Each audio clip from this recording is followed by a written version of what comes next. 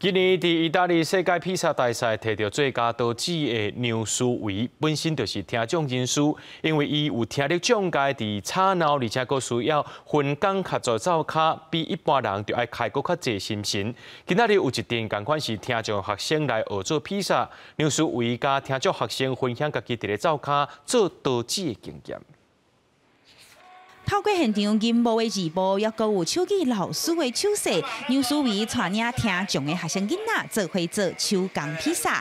参加这摆活动的学生，对国小到高中拢有，囡仔感觉真新鲜。不过其实伫咧灶骹做工课一点仔都无轻巧。这位西餐的总铺师牛苏维是一位听障人士，大学毕业了后，才开始学煮食。进入灶骹了后，伊才体会到听力的问题是伊甲同事沟通上大的阻碍。我会哭躲起来哭。以前啊，其实老师都很凶哦，那就你都说，你怎么说这样做，那些都讲不太好听的话。但是我要克服这个心理障碍。我们要做给师傅看。餐饮科系的嘛是有这一寡听障生，伊咧做这工课。至于讲有可能就是伊要出去上班的过程当中呢，伊有拄着足侪困难伫的，所以变讲伊有可能会选择家己出面厝的人住厝的做，伫家己摆一个档。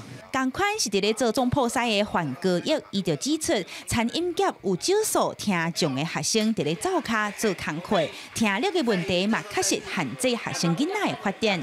学校特教老师嘛引带学生进入社会做工课进前，就要做好心理建设。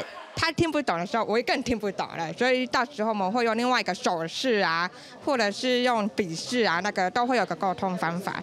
还有一点哦，你们要记住哦，如果跌倒的话，记得要再站起来。牛苏维今年才以红心巴拉的披萨摕到意大利披萨比赛的佳作，伊用家己的经验，除了提醒学生囡仔莫惊跌倒，一支草一点路，勇敢甲人沟通，天无绝人之路。